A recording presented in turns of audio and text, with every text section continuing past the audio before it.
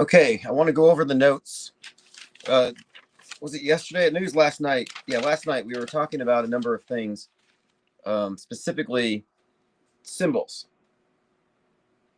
So I wanted to discuss symbols and what we've been looking at as far as the, I guess you would, what I refer to as the zeitgeist. You know, what are the main messages that are being pushed right now? So let me go ahead and bring up the chat so I can hand out wrenches to those of you who are here. All right. So if you got the newsletter just now, I put in there, I think I put in mind mapping symbolism. So this is what we're building off of. So let's start with, and by the way, someone had mentioned something. So the name of the victim in the Twin Cities is Good. Oh, look, my camera's backward. This has happened before. No big deal. Stupid Restream. Their default, like they assume that we all just want to read backwards, write backward. All right, so the name Good stood out because Wicked, the movie Wicked, which is heavily Antifa coded, part 2 is called For Good. So For Good kind of stood out to me as significant here. Let me see if I can flip the camera. 1 second. This will be a lot easier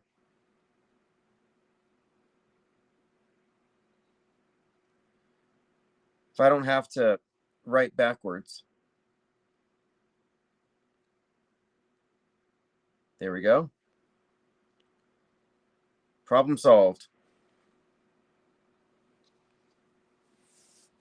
So now I have to start this again.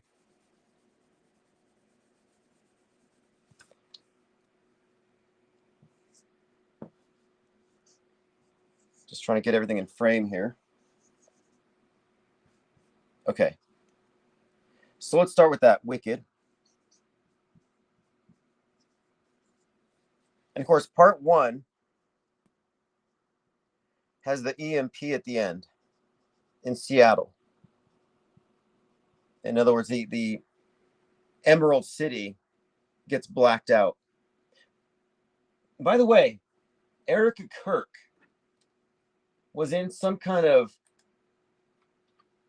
movie, some kind of, I guess it was a training video or something. I don't know if it's DHS or CIA, but it has to do with blackouts. Let me bring that up on my Twitter feed. I retweeted it. It's been going around.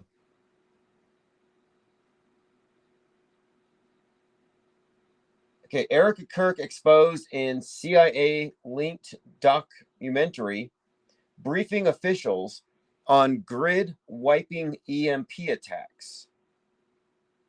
Mom's military empire involved. So it's a 2010 documentary called Black Start USA. Black Start USA. We're talking about Erica Kirk. And the significance of this, I think, obviously the blackout stuff, but it ties into her mother, who she talked about before, being connected with the DHS. And then, of course, you have the TPUSA connections with the Lieutenant Colonel Michael Aquino, 1 degree separated from their leadership, General Vallely. I think that's his name. But he's basically the guy who told the former head of the Temple of Set to write the manual from PSYOP to Mind War. But anyway, deep military intelligence ties Erica Kirk. She's in this bizarre documentary about a blackout, EMPs. So it says here, she's briefing top officials like ex-CIA director James Woolsey on EMP attacks that could black out the U.S. grid. And then I was thinking about it, and I responded with this. I thought it was interesting, is that her nemesis, Candace Owens, has a book called Blackout. And so I got a big mind map on blackouts and blackout references, symbolism, and all that, which we're going to get into. I really want to really emphasize, we have to emphasize the multiple layers of communication here. So it's beyond just the headlines and the narratives that you hear them conveying, but there's symbolism and there's this story building process. So anyway, Wicked 1 ends with Seattle getting EMP'd. And one of the things about that we had noted is the movie itself is Antifa coded.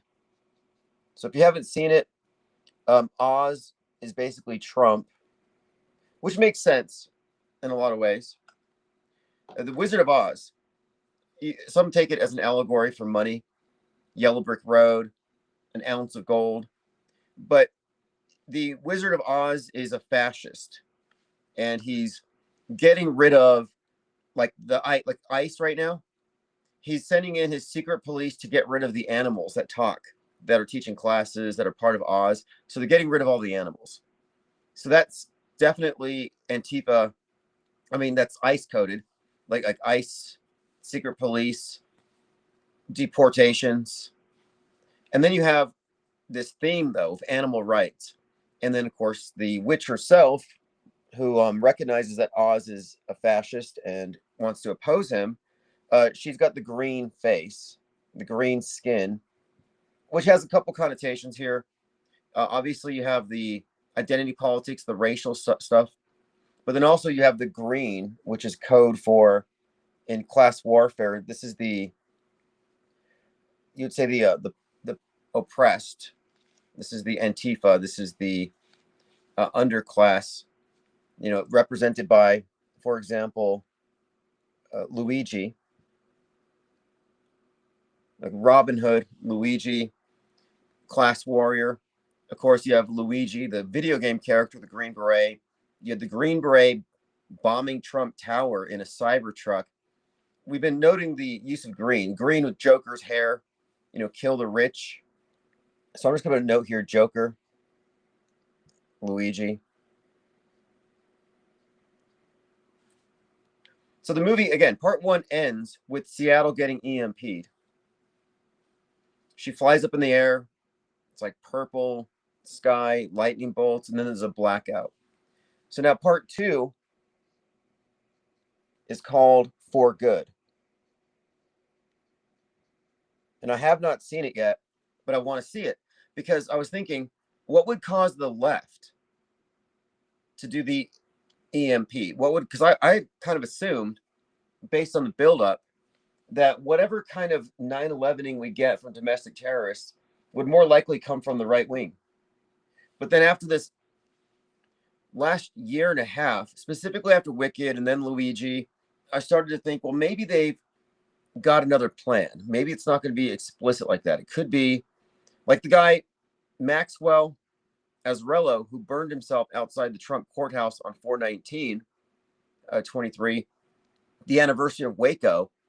That guy wasn't left or right. He was just saying that Trump and Hillary Clinton are the same thing. So he was more anti-fascist, anti-rich, like Joker, kill the rich.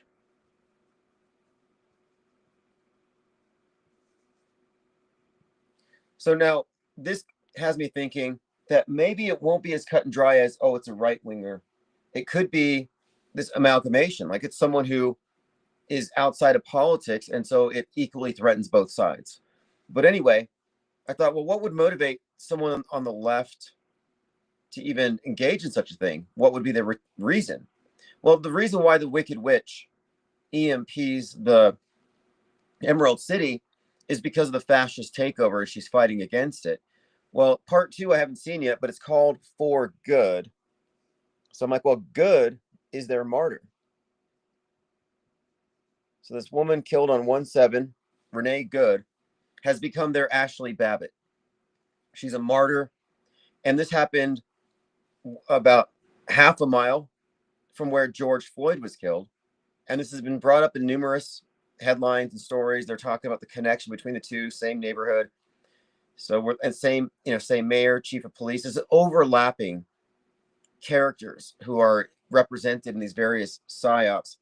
So looking at this, I'm just pointing out that the name Good, the Martyr, the EMP Seattle blackout scenario built into Wicked may all be connected, and it all does tie into the green with Luigi, with Kill the Rich, with obviously, class war.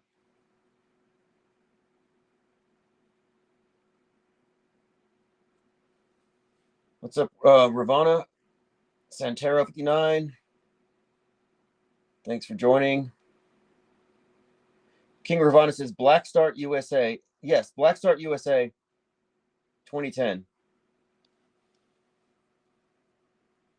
And the blackout stuff is something altogether that we have to get into. It's altogether just its own category. From white noise, leave the world behind. It's in everything. So now I'm just kind of going over some of the things associated with green. Of course, that's what looks to be. And I just thought about this a little while ago. The name Good might likely have that as the significance. Again, why would they do it for good? Like, do it for George Floyd, do it for Charlie. Okay, another thing too is we were talking about the bees. The bees are kind of big in this story.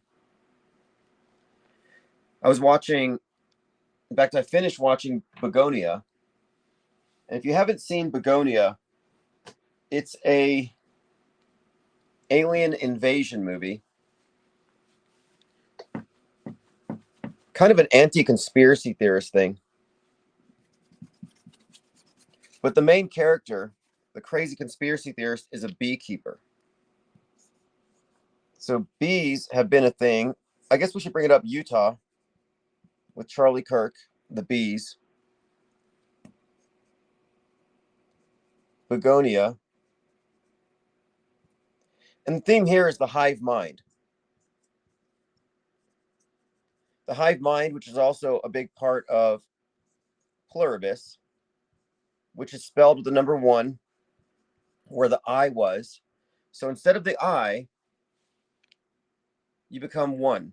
It's about humanity having this hive mind takeover. The aliens merge us all into one mind through some kind of a chemtrail born vax.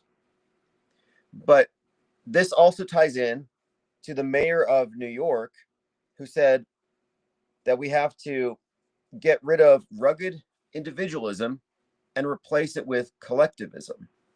So you have this beehive, collectivism, hive mind theme that has been floating around.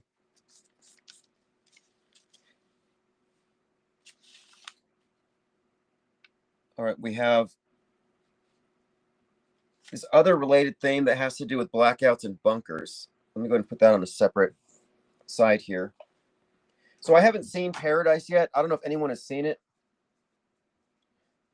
So Paradise has this theme of bunkers. I think they're on season 2 now, right? Okay, so this is exploring the outside world after leaving the bunker. The season expands the world beyond the underground community. Now, this sounds very similar to Fallout. Fallout, they're coming out of the bunkers post-nuke. And of course, Fallout is a Nolan. You got Jonathan Nolan, and then Christopher Nolan did Oppenheimer. Fallout, you got Vault 33. Oppenheimer, you got the 33 pounds of marbles. They make this a reoccurring theme. We were just talking about Godzilla being a metaphor for the nuke and how he's stored at sub-level 33. Again, sub-level, this idea of subterranean, underground, the bunkers. And then I watched Naked Gun, the new Naked Gun with Liam Neeson. There's this Musk-like character who has this electric vehicle company, and he's able to get rid of his enemies by hijacking their cars and crashing them, like Musk is probably doing. But yes, Liam Neeson, 2025 action comedy parody. But this character's name is Kane, and Kane is basically Elon Musk in this show. And he has this plan, this thing called the plot device, which is going to cause a mind virus to hijack humanity and get us all to kill each other. So again, you have Naked Gun, you have Kane, who equals Elon, who has the mind virus that is just like what we've been describing as Disease X. The mind virus that causes mass violence. And what happens when the violence is unleashed? The elite go into bunkers where they have the best in live entertainment, including Weird Al Yankovic. So you've got this recurring theme here of bunkers and of viruses or something causing everyone to go underground, the elite to go underground, while the people above are left to die. And this is very much like the flood stories, the flood myths. Something's coming. Instead of an ark, it's a bunker. And the wickedness that we're being punished for can be the environment, climate change, judgment from aliens, or nukes. These are interchangeable. They're all basically God constructs. I think it's just a reiteration of this myth, which apparently is still potent.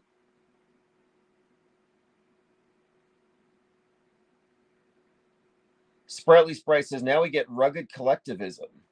Yeah, exactly. Rugged individualism. Yeah, I saw that. 33 NDB says, Tim, the cop that murdered that lady. Now, I'm going to say the PSYOP actor who fired the blank with the special effects at the stunt woman wearing the squibs did, in fact, have a previous incident that was mentioned by J.D. Vance. He's like, of course the guy was trigger happy. He had recently been hit by a protester with a car, and he was injured, and it required 33 stitches. Like, come on, 33 stitches. The hoax code, 33 hoax code, order out of chaos. This is well understood. One of the observations we've made here is the use of coded language and numbers in the same way. So it's not like we're opening some grimoire. Oh, 33 means this. No, we're just looking at how it's used, context. And it does have this typical connotation of being hoax code or order out of chaos, a psyop. By the way, there are 33 people listening at this moment.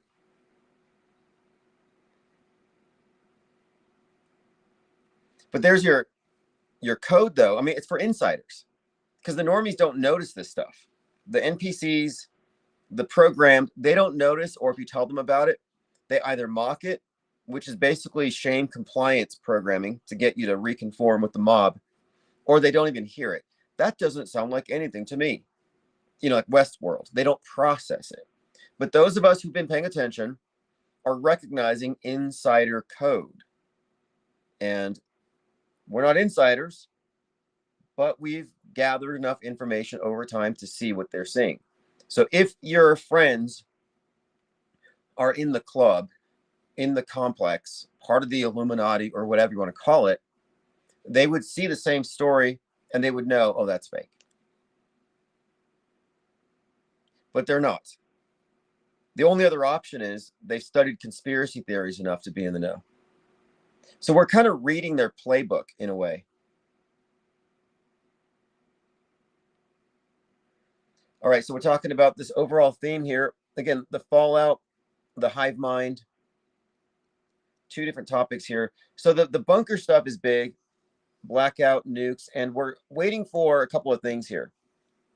I think it's notable that with Venezuela, we have the Jack Ryan story being brought up because it predicted this whole scenario. Jack Ryan is a Tom Clancy character. And Tom Clancy is well known for his role in, let me see if I can make some room here.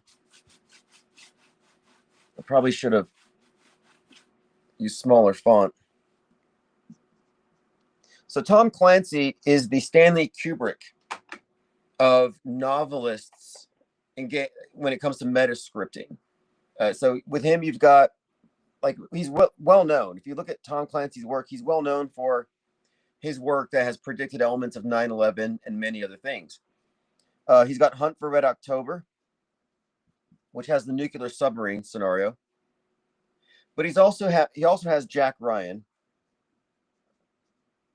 And the fact that his work has already been acknowledged as being prescient and predictive for other major psyops and events means that its relationship to the present event, despite what Jake Tapper would tell you, is in fact evidence of foreknowledge or staging.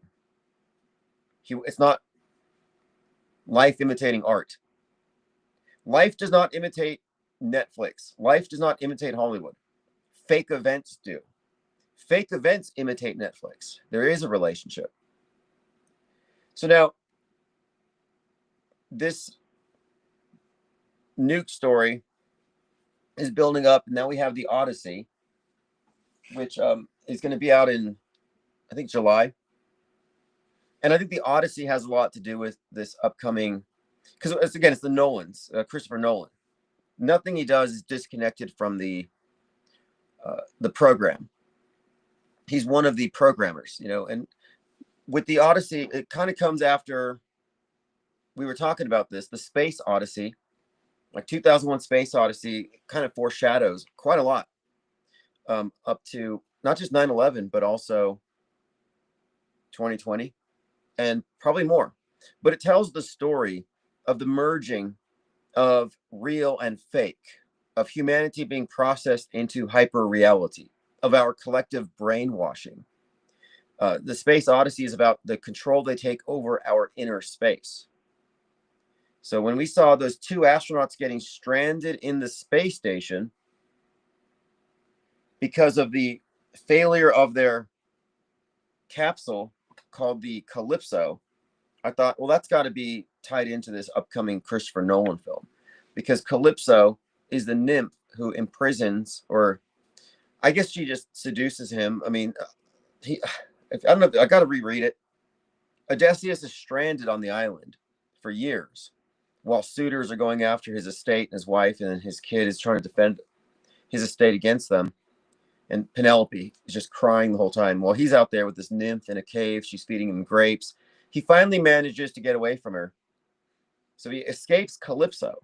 So what happens next? Well, next is the run-in with the Cyclops, and then the retribution for blinding the Cyclops by his father, Poseidon. And with Poseidon, you have Hunt for Red October, nuclear submarine. You have this Putin's weapon that could apparently destroy coastal cities being brought into the equation. So it's like, when is the nuke going to happen? We have all the Fallout programming. We're getting all the blackout stuff. It's got to be coming. So I'm watching Pluribus, and at the end of Pluribus, the last two words of the season, atom bomb. The main character decides that the only way to deal with the problem is atom bomb. And they actually show a helicopter drop off an atom bomb. And in the background, there's an ambulance with a 911 on it. That's the final shot. The significance here is that it takes place in New Mexico, where the Trinity site has happened. Well, the Trinity site conducted where Oppenheimer did the tests. And again, Oppenheimer has the 33 code built into it, just like Fallout does, produced by his brother. I mean, the code in Oppenheimer is worth discussing here a little bit too.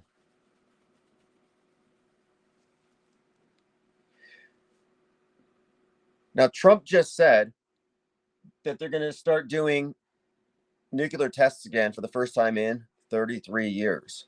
So there's that as well.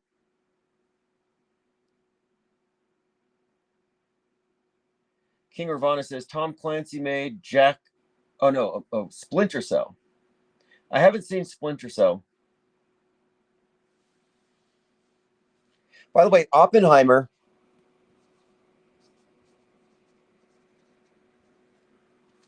It means, I got to see what it means. I think it means the name itself, the etymology. So I was watching Fallout, and the guy who was responsible for everybody being put into lockdowns, his name was like Mr. House. I thought that's interesting because Oppenheimer means, I think it means open house. But anyway, the Oppenheimer movie was filmed on IMAX, and they said it was, I think it was the whole movie. You know, he's wearing a badge that has K11. No, actually K6. So Oppenheimer K6, which again is 11.6, is a huge code with all this stuff. So the Oppenheimer film was an IMAX film, 11 miles long, weighed 600 pounds. So 11.6 is also in the Batman movie when they put Gotham underwater. So 11.6 has been consistently associated, like 611, with this theme of Seattle getting nuked, some domestic terror attack, an inversion of 9/11. So again, 9/11, 6/11, it's this inversion, the external threat versus the internal. But yeah, it was very interesting to see that Batman comes out 2022 during midterms, and the Riddler, who's like a Q-like figure, whose weapon is a Tucker, which I don't think is coincidental. He's the one who instigates his online terrorists, his mob, to bomb a dam and flood Gotham. So Gotham's underwater at the end of Batman on 11.6. And this was during an election. So they were screwing up the election, basically. Well, the midterm slogan for the GOP was flood the polls. So you have this overlap, as we often talk about, between these various fictional universes. And the overlap with the Batman Joker universe is very consistent. So Joker fell through the cracks. He's mentally ill. Batman is rich and privileged. Joker's got the green hair again, and he kills those guys in the subway. He's looked at as a hero. Kill the rich is a reoccurring theme, and people dress like him and mob up. And if you remember, after Luigi Mangione shot the CEO, there were all kinds of Luigi contests where people were trying to look like Luigi. That was a reoccurring theme here. But I was like, wait, just like Joker has his followers mob up, dressed like him, we had a lot of pro Luigi people wearing the hoodie. And the way they represented him with the hoodie, like Robin Hood, you know, again, steal from the rich, give to the poor, killing the CEO. This is lauded as a good thing. It's a strike against the oppressor. But as far as the Batman Joker stuff, you know, the Luigi Mangione character equals Joker, and that's for the left, because this is all coded left, right. So Luigi is left, Batman right, and Daniel Penny was the one who killed Jordan Neely on the subway. And so the subway itself is a symbol of the underclass. So kill the rich, meaning rise up, and the subway represents that underclass that's going to rise up. And we watched the buildup of propaganda leading up to the death of Jordan Neely, where the phrase "get out" was used on nearly every single right-wing platform. They kept saying "get out of the cities." Every influencer was saying "get out, get out," and they'd show videos of violence on subways. And we saw that thing with Jordan Neely. And this was after Marjorie Taylor Greene compared New York to Gotham and said, "We need some Batman. We need vigilantes." So their vigilante, Daniel Penny, comes in and kills the bad guy on the subway. And this was seen by the right as a good deed. He saved those people. But the left saw him as a villain. But if you look at it here, he's in the subway killing the Joker, basically. He's killing someone who's mentally ill who fell through the cracks. So when Daniel Penny gets out of jail, Luigi goes in. But again, Luigi, hero to the left, villain to the right. Daniel Penny, villain to the left, hero to the right. They juxtapose the two on purpose. And Get Out, by the way, is a Jordan Peele movie. And the main villain looks like Daniel Penny and even engages in strangulation and is also a lacrosse player. Not coincidental. None of this stuff is coincidental. The framing of these characters, aligning them with these fictional universes, is how they convey a lot of their deeper messaging. And so again, Joker has been put in these movies in the place of being on the oppressed. And so, in other words, Antifa and Proud Boys, or collectivists and fascist capitalists. You have these archetypes that are already getting people to identify with these soon to be introduced world stage characters. Interestingly, when I saw the trailer for Mickey 17, I said that looks just like Luigi. On the trailer, you had the what's the name of the actor in Mickey 17? He's also in Batman. Robert Pattinson. So Robert Pattinson is Batman as well, which is kind of interesting here. And it's interesting here because in Mickey 17, he's a Luigi-like character. The way he's in the trailer, he's got the hoodie on, smiling, looking very much like Luigi Mangione. And I noted that at first, and I thought, okay, this is interesting. So in Mickey 17, Robert Pattinson, as this Luigi-like character, shoots Mark Ruffalo's character. And Mark Ruffalo is basically Trump in Mickey 17. And he nearly assassinates him. The bullet grazes the cheek, leaving blood on the cheek. Sound familiar? And then Mark Ruffalo, as this Trump-like character, then demands the media look at him so he can pose for the camera as having survived his assassination attempt. So we basically saw what happened at Butler, Pennsylvania, happen in Mickey 17 with a Luigi-like character. The interesting thing is, this was filmed in 2022. So 2 years before Luigi and Trump getting shot, before Luigi coming out on the world stage. Copaesthetic says, Batman flew the nuke ball thing out into the ocean. King Ravana says, Clancy lore is thick. Well, you know, when 9/11 happened, there was an astronaut, I think his name was Culbertson. So he was the commander of the ISS on 9/11. And he said that they were just up there in space listening to the audiobook by Tom Clancy, Sum of All Fears. And he says, while they were up there, they saw 9/11 happen from space. And they said, wow, listen to this. This is such a joke. He was on the ISS orbiting the Earth. As the spacecraft passed over the East Coast, he grabbed a video camera. So from space, he records it, and that footage is so ridiculous. They're recording scale models. That's before they had the CGI model. So it wasn't a CGI ball. 2 Russian cosmonauts were orbiting the Earth with him, and he said that they were listening to Tom Clancy. And he said, this is just like what we're listening to.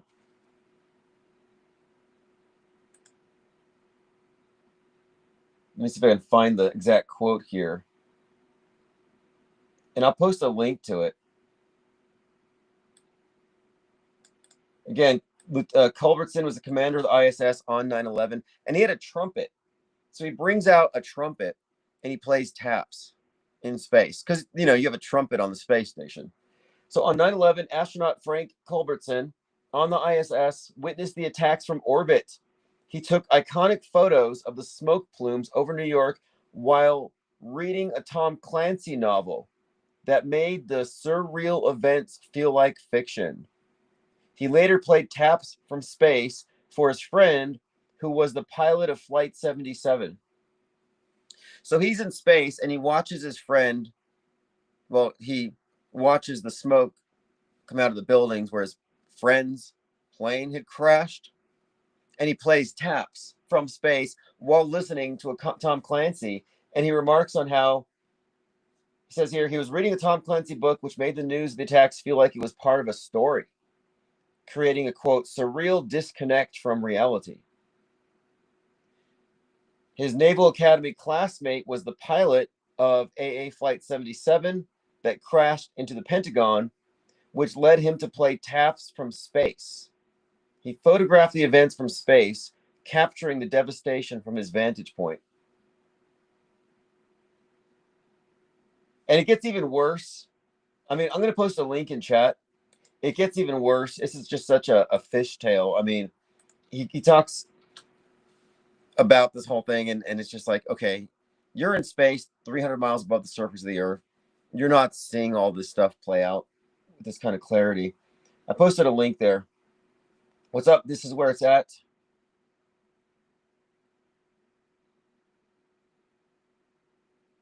Yeah, there's some astronauts who right now are sick in space, and this might also tie into something. Apparently, one of the astronauts is sick, and they're going to bring him back down to Earth. Medical emergency. I'm not sure which one. Astronaut sickness prompts first evacuation from space. Medical concern. You know, if I was a scriptwriter, I would have had one of the astronauts get pregnant in space. Like, just have one of them give birth in space. Like, that would be quite a story. Now, there's another movie that came out in August of 2020 related to this. It's called Sputnik. We talked about this recently, but it's about a form of alien that you catch as a virus if you're in space, and then it takes you over and you bring it down to Earth. And now you have a symbiotic relationship with this thing that sleeps in it lives in your esophagus. But when you sleep, it actually crawls out.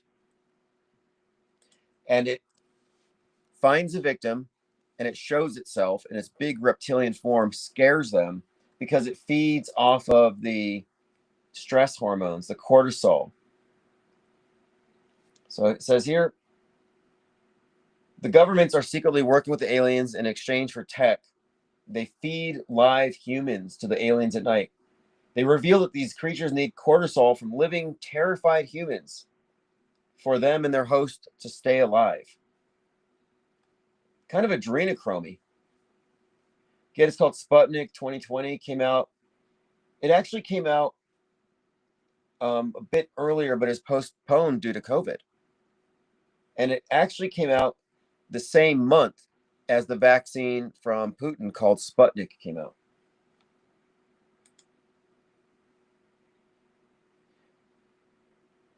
So maybe the astronaut comes down from space and then infects all of us.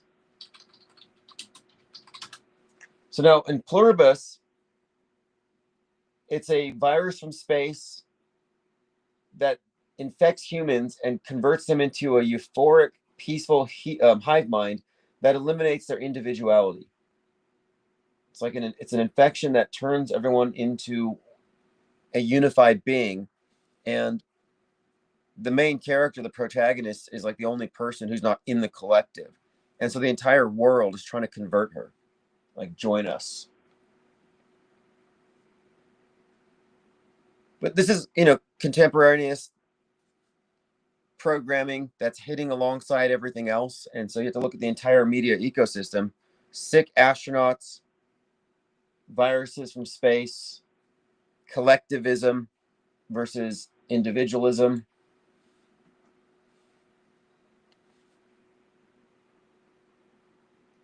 Venonymous says, in Planet of the Apes, it was a space virus that wiped out all the cats and dogs on Earth.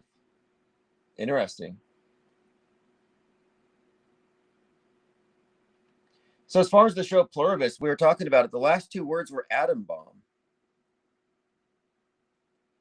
A little bit of foreshadowing there. This is where it's at. Said I need to get you on my radio show. Okay, yeah. Post me a link or send me an email. I know you sent me a PM or a DM on Twitter. I have not checked it. I'll check it right now. I'm just not in the habit of looking at DMs.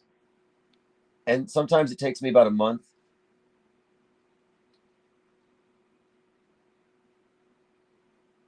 Okay, I suppose I have to. There it is. Okay, found you. Oh, you're on a college station. Okay. Okay. Let's do that. You're on a college station. I would love to have you on for an interview. Yeah, let's write out some talking points, some interview questions, and let's set something up. I was looking at this station out in Florida where you can patch in your live stream and you can broadcast for a couple of hours where they have 30,000 listeners per quarter hour. It costs a little bit of money, but I think it'd be worth it. I'll pay a few $100 for that kind of exposure. And it's like you pay for multiple weekends. You have blocks of time and try to get callers in from random places.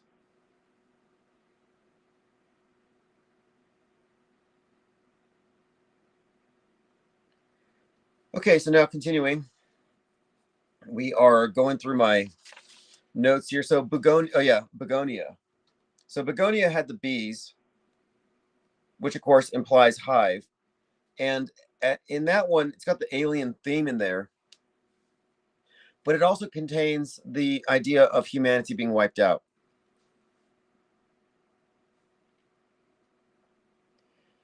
'91 Okies here with the medical misinformation. I can't even say what he wrote because they will ban us. I don't know if they're pushing censorship for that so much anymore. But in my opinion, they used 2020 for two reasons.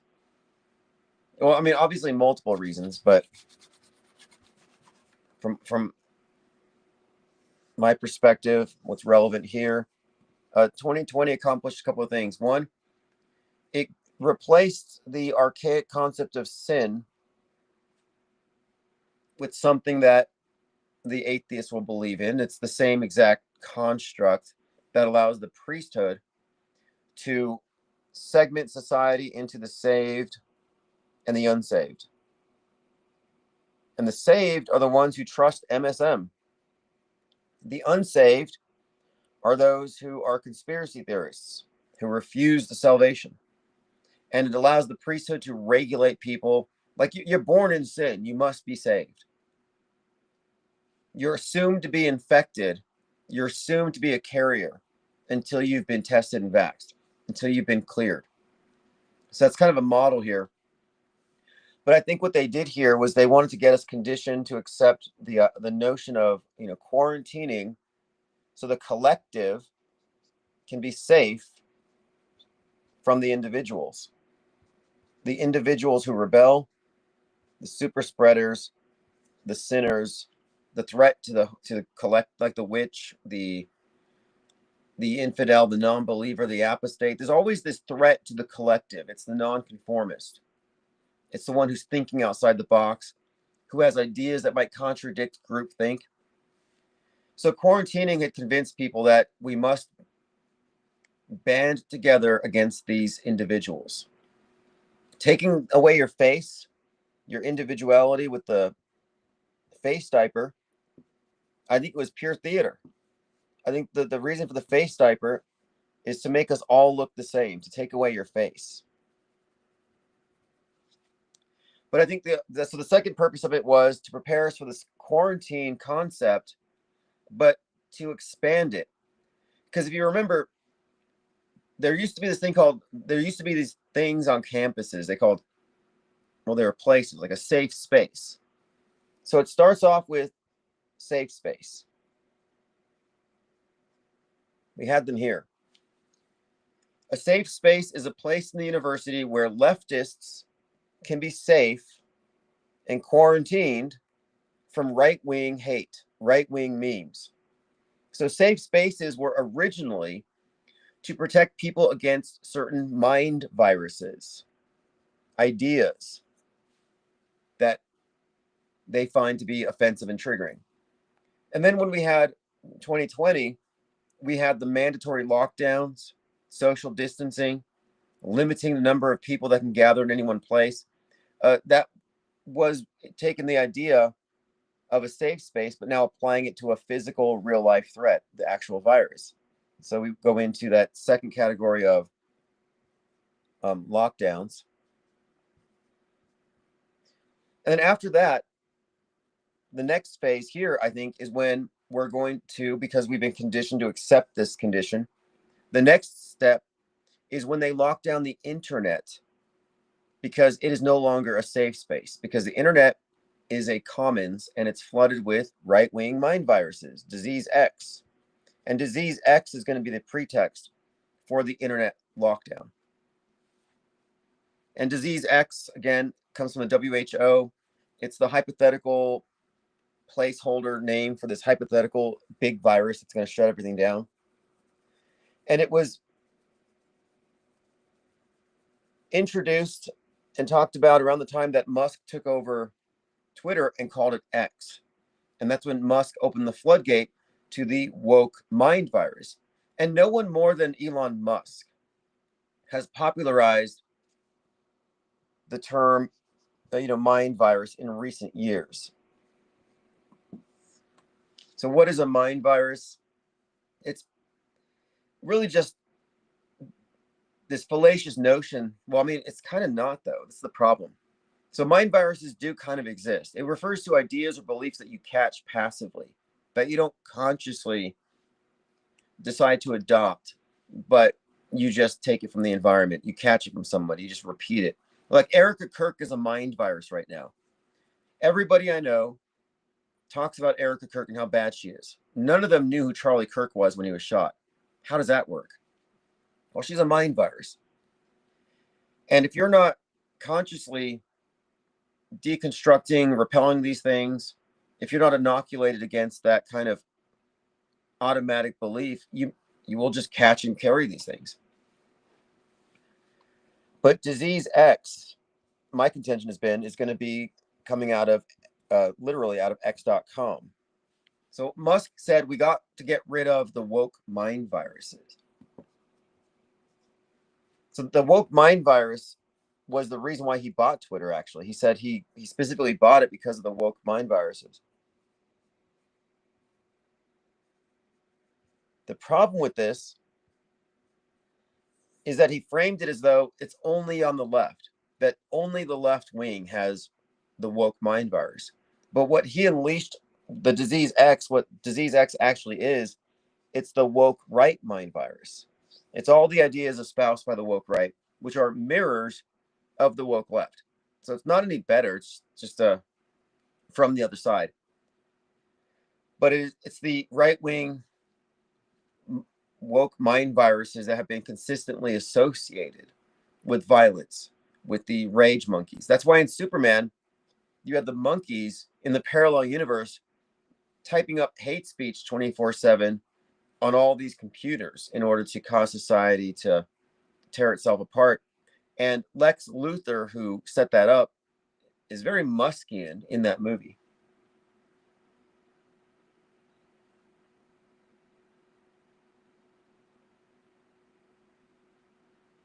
Going through your comments. Yeah, exactly. Vanonymous, collectivism as in pluribus. So in pluribus, it was really about the reluctance, the resistance of the individuals who are holding back humanity. And until everybody has been absorbed into the hive mind, there can't be world peace. She's always a threat to society. And so they're just trying to coax her, coerce her, convince her to give up her soul. That's the whole plot of the movie. That's why, again, pluribus is spelled with the number one. We have to become one for world peace. And this is a recurring theme. And it ties in with all these movies. I'm looking at this hive mind theme and the bees, drones. And bees have always been a symbol of like, they're mentioned in the third degree of Freemasonry. They're big with the Mormons, which is a Masonic infused version of Christianity.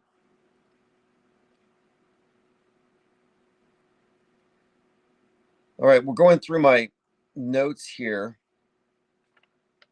Okay, let's talk about this really quick because we have this new martyr.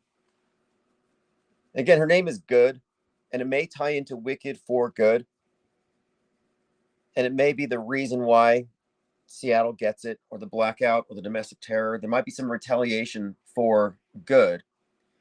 And collectivism is often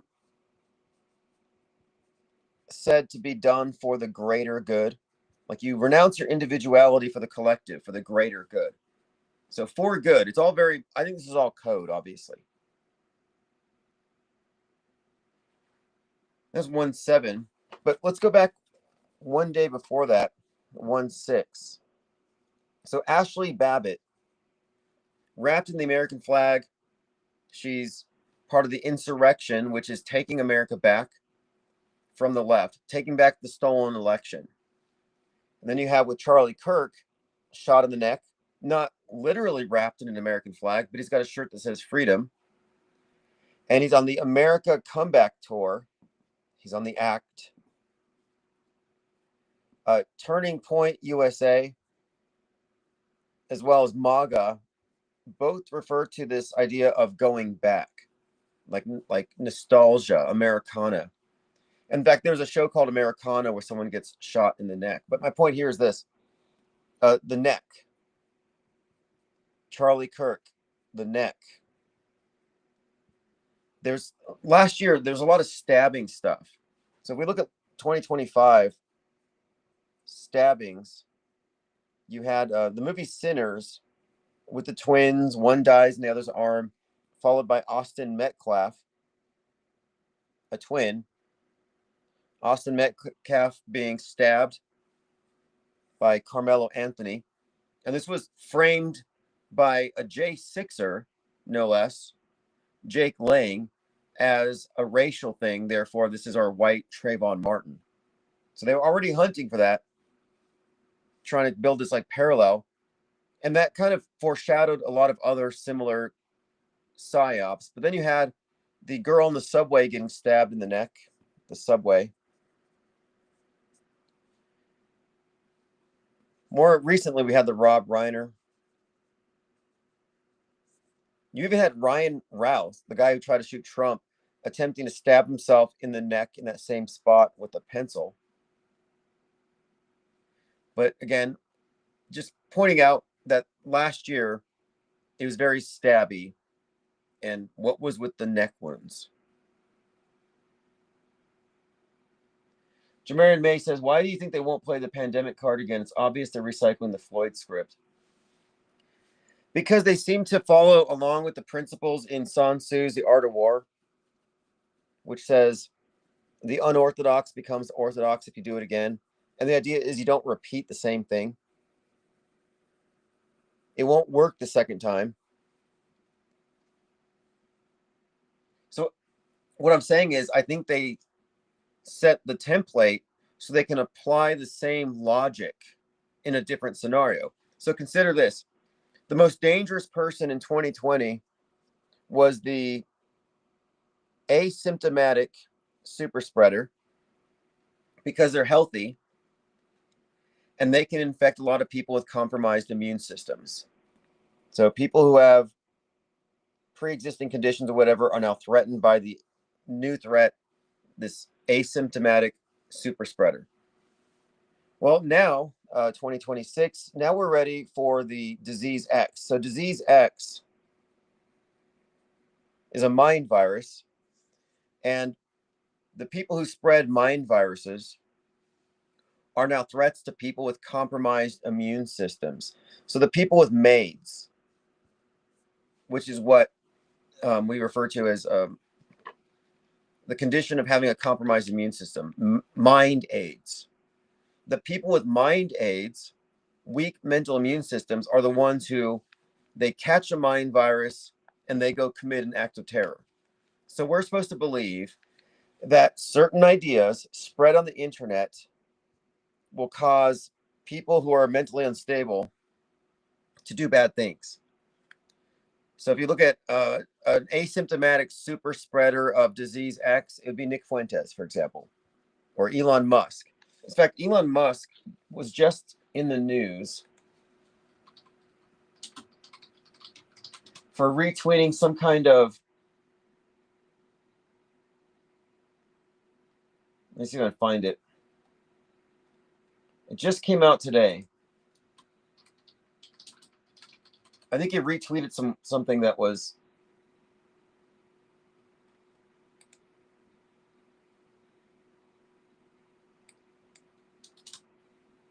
I think I found it here. Some white supremacist account. And this is not new. I mean, he's constantly dog whistling. Okay, let me find it. Did anyone catch this story today? Like, it was within the last 24 hours where Musk has been retweeting something. I'll probably find it on, I'm going through Drudge. Yeah, medical emergency on the space station forces NASA to evacuate. We'll follow that story. Here it is. Musk shares a white solidarity post. White solidarity. Do you remember when Musk was doing the Nazi hand salutes and the ADL came to his defense? Like, no, he's just autistic. Like, I don't know if any of my friends are artistic. Because I don't know. I mean, none of my friends do Nazi salutes. Do any of you have autistic friends? And do they do Nazi salutes? Because apparently that's what you do. Elon Musk endorsed a post on X that declared that white men cannot become a minority, and white solidarity is the only way to survive. Makes me wonder about Mars. Like, is Mars going to be whites only? So Elon Musk tweeted a 100 to, if white men become a minority, we will be slaughtered. It's this white genocide thing, which is a joke. Like I said, it's an inversion of woke left. It's grievance politics. It's where the oppressed. So Elon Musk is a disease X super spreader, and people with maids will hear these ideas and act out in violent ways, become a threat to society. So what I'm saying here is that the reason they're not recycling the whole pandemic narrative is that they're going to do a mind virus pandemic. That's the model they set up.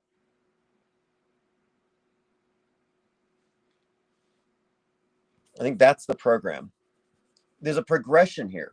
They have to educate you on the things that they're going to use against you later. Leading up to 2020, we were educated about quarantine through all the zombie movies. Plus, there was a lot of lead up to it. There was a documentary called Pandemic on Netflix that taught us the terminology that we would use. So they got to kind of educate the public on the thing before. That's why Oppenheimer came out. That's why Fallout is out. That's why you have Paradise and other movies that are reinforcing these themes. So we've been set up to go along with the program, which will be the public acquiescing to the necessary lockdown of the internet, some blackout because of asymptomatic super spreaders of dangerous ideas.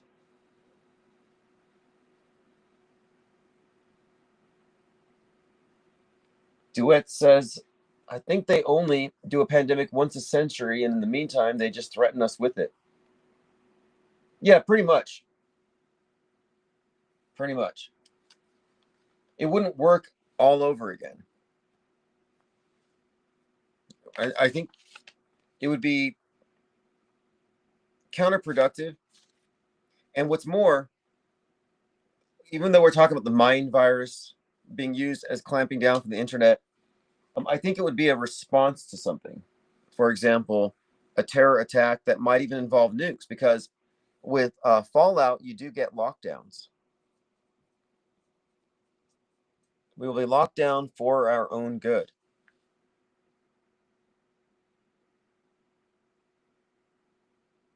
Jamarian May says he figured out how to tell if a company has Masonic ties. 3/4, 3 being the compass, 4 being the square. Check out Domino's logo. Oh, interesting. Yeah, the square and compass. The square is the 90-degree angle, this Masonic square. That's what you use to measure the Earth. Euclidean geometry. It's the material world is symbolized by the square. And then in fact, in a lot of symbolism, it's the cube or the square and the number 4, often associated with the material world, the matter, the 4 elements. But the compass is used for drawing circles. And circles are a symbol of eternity. No beginning, no end. The spirit.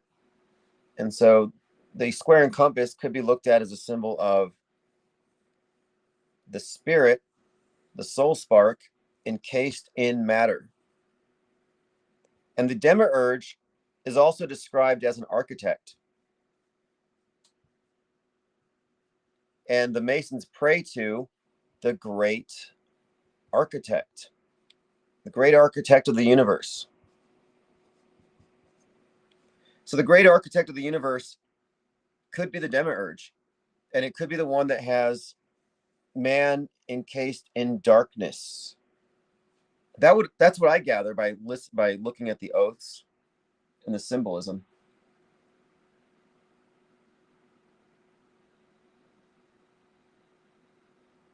I mean, I honestly wouldn't care. Like, do another, bring out Fauci again, give us some stimmy checks. Like, I don't even care. We have press passes. We are unlockdownable.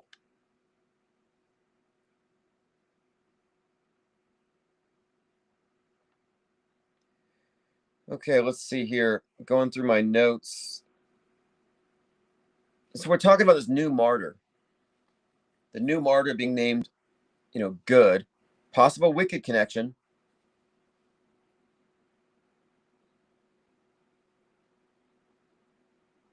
And look how the left is acting over this versus how the right acted over Charlie. The right wing just got organized. And it really just catapulted Erica Kirk into the spotlight. But I didn't see any riots. And right now they're kind of gathering. I mean, they're already shutting down schools in Minneapolis, so it's just beginning. The winter of love has just started.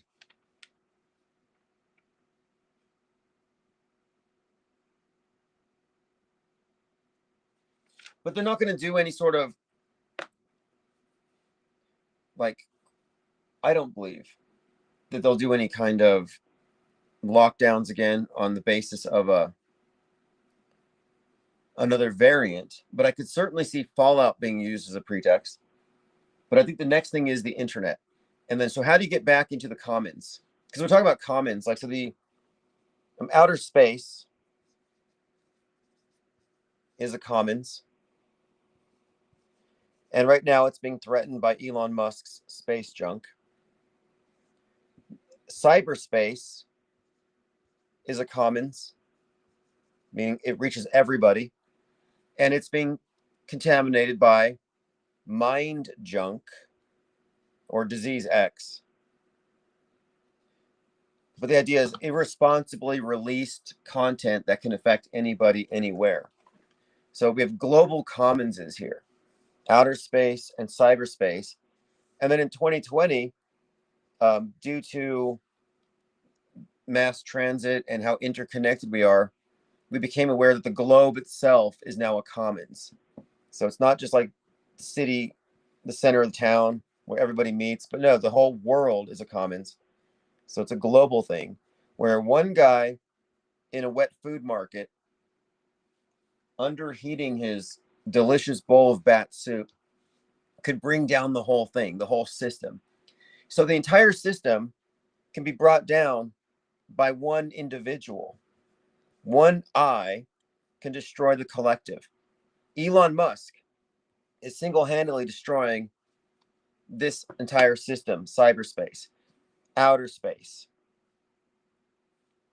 So this is like a reoccurring theme here where, and this was actually really, I think this whole narrative was refined with climate change, where we have to think about the fact that the earth is a commons and that we all have to share the same atmosphere. We all have to share the same planet, therefore we must be collectivists. That's why they showed us the blue marble, 1972. The reason for the blue marble was to show us that we are all one. So this one world stuff. And the idea that since we're all one, we have to play by the same rules. And it's not fair that America, which constitutes 5% of the world population, is going to bring the whole thing down. So America is the individual. And that's why America is associated with rugged individualism. So we're the outlier. We have to give that up, or everybody dies. And this has been building up for some time. This idea of the West of America being the bane of the Earth's existence. And when we go to space, when we go to Mars, for example, we're not bringing America to Mars. We're not bringing capitalism to Mars. This actually is probably built into it. I need to watch it now that I think about it. Avatar 3, Fire and Ash. The Avatar series is really much focused on this theme of America as representing individualism and the West, and by being anti-collectivist, by being focused on greed and empire, they're ruining it for everybody. So Avatar 2, Way of Water, focuses on how America, or basically humans, have killed Gaia. Gaia was sentient, we killed it. So now they have to exploit a new place. They go to Pandora. And Pandora's conscious, it's sentient, but they don't know because they're not in sync with nature. They're out of touch with nature. So they don't know that it's awake. And so that's the idea there. And so the West is out of touch with nature. We don't know that Gaia's alive. So the idea of Gaia is this, Greek god of the earth, but they've attached the idea to the globe, that the globe itself is aware that it's a collective, that we have to join it. So this whole collectivist stuff, becoming one, like I think was it collective consciousness or global consciousness, this idea, this new agey idea that we all have to achieve this oneness, is linked inextricably with environmentalism. And the WEF, again, World Economic Forum, and their logo, by the way, has a 666 built into it. The WEF has the Global AI Alliance. So again, Avatar 2, by the way, in Avatar 2, Way of Water, you have the marine-like earthlings fighting against the indigenous people of Pandora, who fight back with rocks and sticks, very primitive, to defend their forests and their giant tree. Well, at the same time, as Avatar 2 was out, again, water, there were floods. The WEF was talking about floods, the UN, everything was about floods at that time. Well, down on Earth in Atlanta, you have the Cop City riots. So Atlanta, Atlantis, there was this reoccurring theme where outside of Atlanta, you had this 80-acre area that the police were going to mow down, cut down all the trees, and convert it into a training ground so they can practice kicking down doors and arresting people. Well, the environmentalists said, if you cut down the trees, Atlanta will flood. So Atlantis, like the West, was run by corrupt wizards or whatever, and it flooded. It sunk. So the sinking of Atlantis, sinking of the Titanic, sinking of the Twin Towers, it's all telling the same basic story here. But the Cop City is what they called that place, was being defended by a bunch of environmentalists. One of them, the leader, was this long-haired guy who slept in the trees, just like the Avatar characters. And the environmentalists were fighting against the police with rocks and sticks, just like in Avatar. And their leader got shot through his hands. I did a thorough breakdown of this. I watched it all unfold on CNN. Interestingly, the leader of the Cop City protests, the environmentalist martyr, was shot through his hands, like the stigmata, perfect martyr symbolism, like nails through the palms, like Jesus. But in the coverage of the event, they showed a picture of him in his house, and he had two books. He had Goodnight Moon and Where the Wild Things Are. In Where the Wild Things, the main character is this little kid who puts on a costume of this wolf, and he goes to the jungle and he rules over the beasts. So he's a child in a costume ruling over the beasts in the jungle. So this martyr had a copy of Where the Wild Things Are. And Avatar 2, the main character, Jake Sully, puts on a costume and he rules over the beasts on the jungle planet of Pandora. And Pandora is actually a moon. So this martyr had both Where the Wild Things Are and he had Goodnight Moon next to each other. So you put those two together. Pandora, the moon, the jungle moon, Where the Wild Things Are, and a human taking over and ruling over the beasts by disguising himself as one of them, because the main character puts on the Avatar suit and rules over them. So you have this direct correlation between Avatar, the Cop City martyr, the Cop City riots, Atlanta, Atlantis, the Way of Water. So looking at all this, I'm pretty sure that the new one, Fire and Ash, has got to have some significance from a Metascript perspective, especially with all the recent Fire stuff. We're talking about James Cameron, major Metascripter, who on 9/11 was where? He was at the site of the sunken Titanic on 9/11, recording ghosts in the abyss. Now, there's some great significance here because in his movie Titanic from 1997, you had the Titanic splitting in two. You had jumpers, very 9/11 symbolism. T2 had 9/11 symbolism.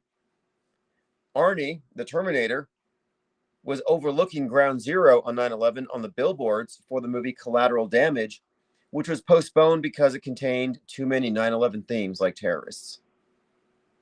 I mean, this is a really rich rabbit hole to go down, but my point is the sunken Titanic correlates with Atlantis, correlates with the West.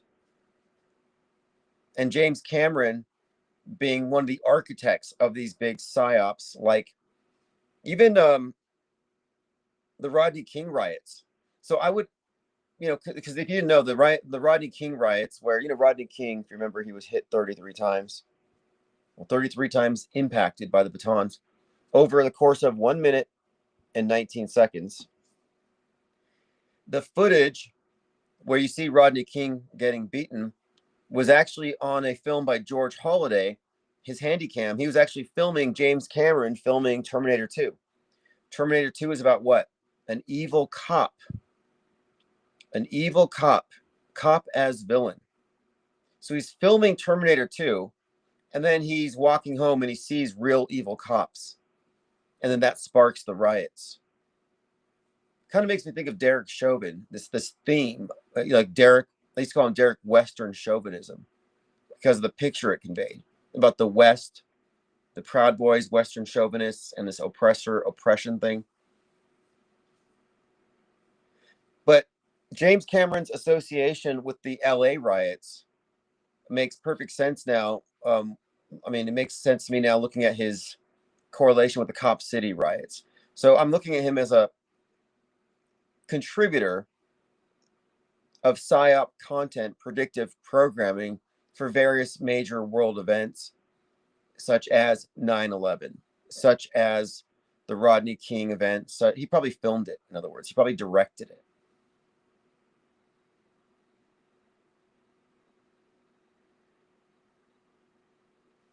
Duet Celeste says, if only we could send all the collectivists to Mars. Well, that's the thing. So what Mars really represents, Mars is not a place that we're going to go. Mars is not a utopia far away that we're going to go to. It's a utopian ideal. You got to look at the book Red Planet.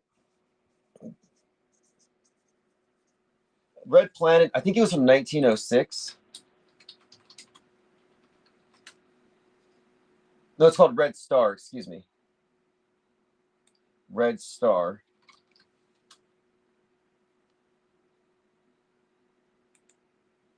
And it's about how Mars is run by communists. 1908.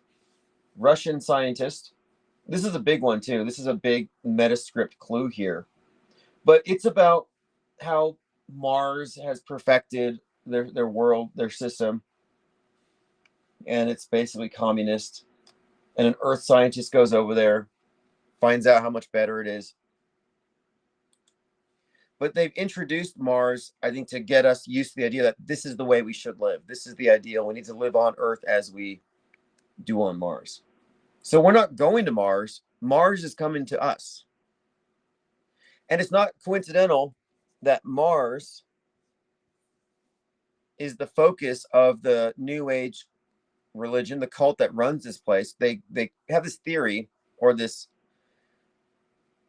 concept of time where they call it aeons, where they claim that we were living beneath a matriarchal goddess-centered world and then become patriarchal with the sun gods. And now we're entering into this new age, and this new age will have this new god who's a hybrid or a perfect mashup of the two, and it'll be an androgen. So the age of Horus, that's what Aleister Crowley and that's what all the new ages are about, that we're moving into this new age, and the new god construct is Horus. And Horus in the Egyptian pantheon is associated with Mars. He's the hawk-headed god, which I think may correlate with the Falcon rockets.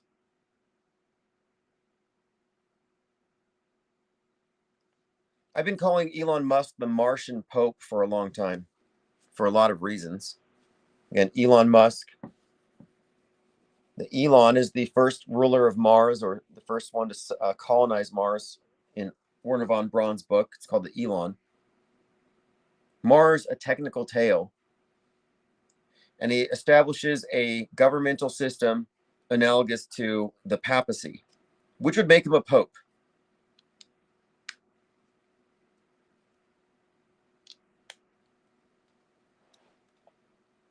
Okay, so yeah, we're just kind of going over a lot of different things here.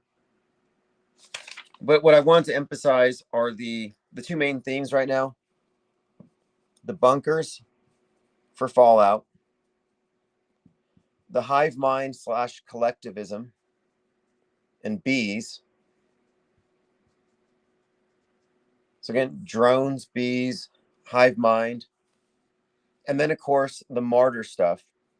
Because we went from Charlie Kirk, I brought up Ashley Babbitt, then we have George Floyd, and now we have Rihanna Good. And I do think there's a strong connection here between Good and Wicked 2 for Good and the symbolic terror attack against Seattle, the blackout, the EMP, at the end of Wicked Part 1.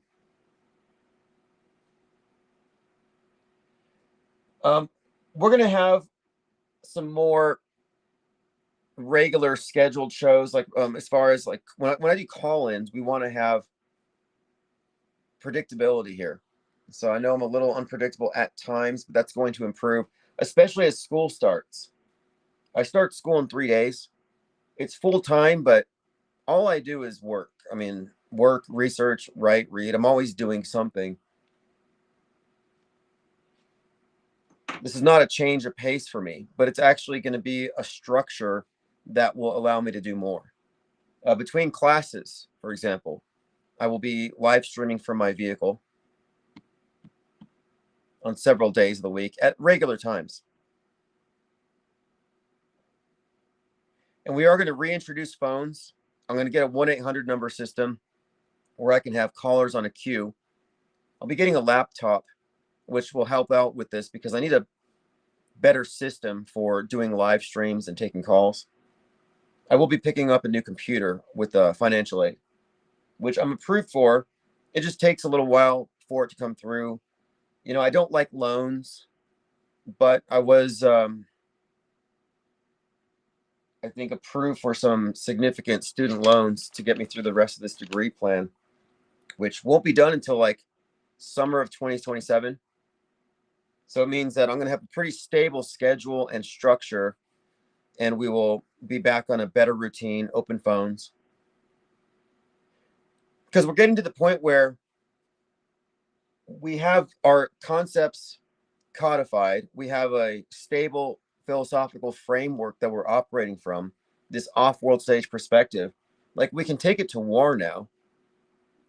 You know, we were this quarantined, off the grid think tank, ivory tower, conscientious objectors, outside alien anthropologists looking from a distance.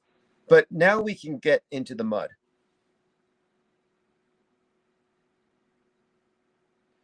Sprightly says no keg stands and beer bongs, right? No, this is actually going to be a little less interesting than that. It's on the far side of town, a couple classes out in the desert. I think it's going to be perfectly boring, to be quite honest. I'm looking forward to it. Boring is predictable and stable, which is what we want.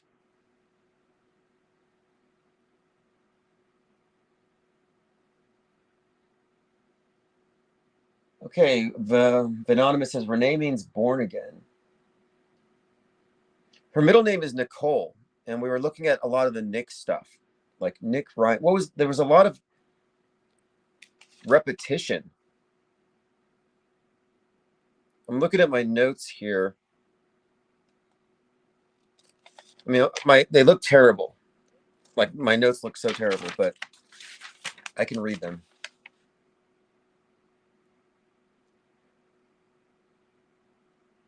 Yeah, we'll get back to this. I mean, just kind of getting used to this format. We'll be working with some more organized mind maps on very specific concepts. Like, one of the important concepts that we have to really espouse here is the idea that alt and mainstream both exist in the same closed system, that alternative media is not anti-establishment. So you got pro and anti, pro versus anti. And the anti always acts like they're anti-establishment and that pro is the establishment. That's a big ruse. These are both part of a system. They're being triangulated against one another by the monolithic control system, the PSYOP entertainment complex. Pro and anti are both part of the same system. The only valid position to take is non, and non is outside of their little controlled box. So you don't have to be anti anything anymore, because the second you are anti, you're part of their mind war. You're in the info war. You're no longer a conscientious objector. You're a participant. And I do not, at any point, plan to become a participant. Even if we engage in debate, conversation, we're not participating.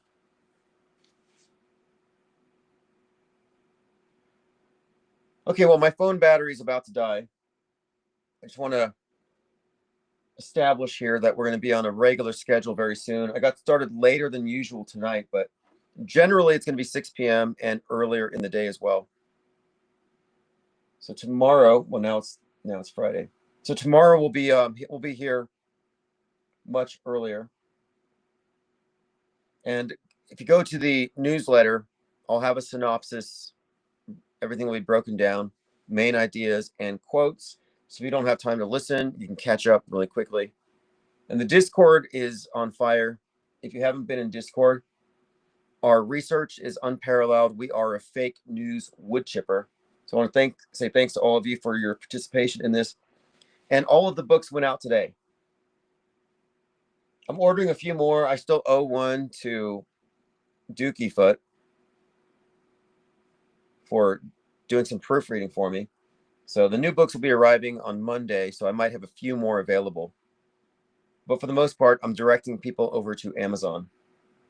And yeah, this is where it's at. If you want to contact me about doing some live content, I'll call into your program, but we'll organize it in advance since we have to know the audience and where they're coming from.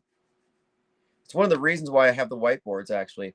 I'm preparing to promote the book, but it's going to require some infographics, and the audience is going to be completely in the box, mainstream media point of view, possibly leaning towards alt, but they're going to have no clue.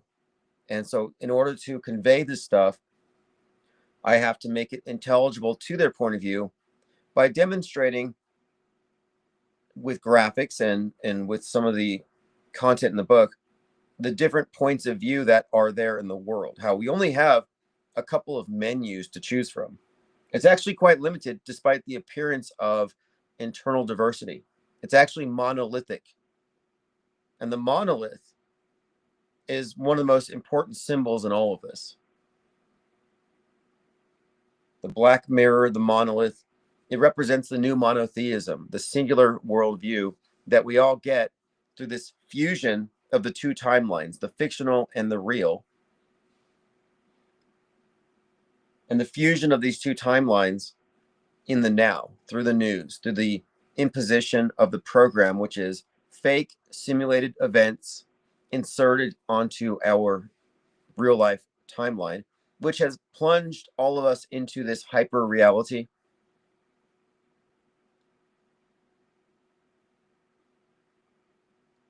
This is where it's at, says, we can do a Florida meetup, but have you at the station.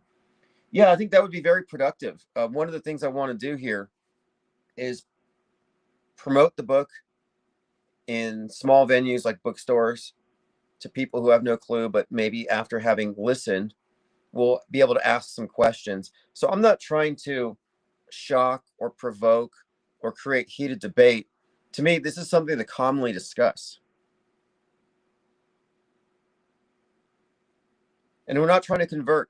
To be quite honest, we're just trying to send out the biggest signal we can to get those who are already deprogrammed to recognize that if you're deprogrammed, your place is not on the world stage. Your place is not on the anti side of the political horseshoe. No, your place is off world stage. That's the only place where you will have a platform.